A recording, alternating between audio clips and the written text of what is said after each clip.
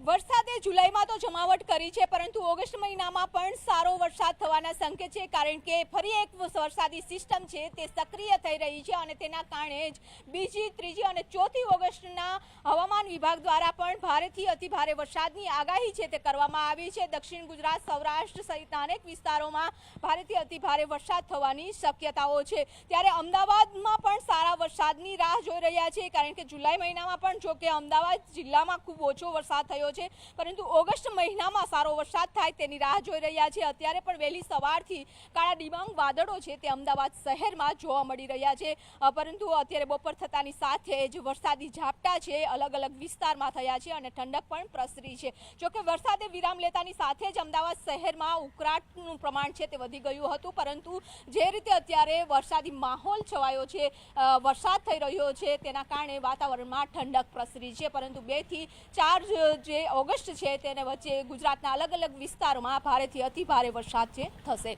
Cameraman Amit Sharma સાથે વિપુ Patel, news 18 Gujarati, Ahmedabad.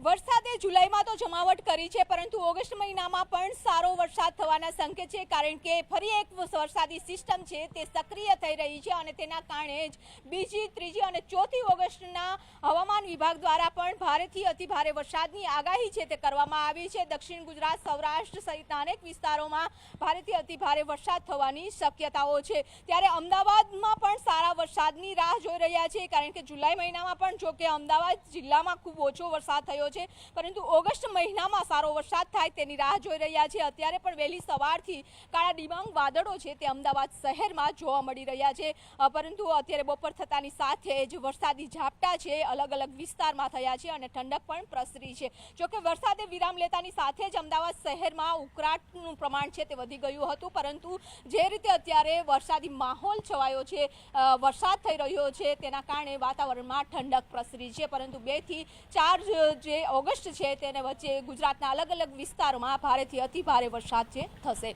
Cameraman Amit Sharma સાથે વિપુ Patel, news 18 Gujarati, Ahmedabad.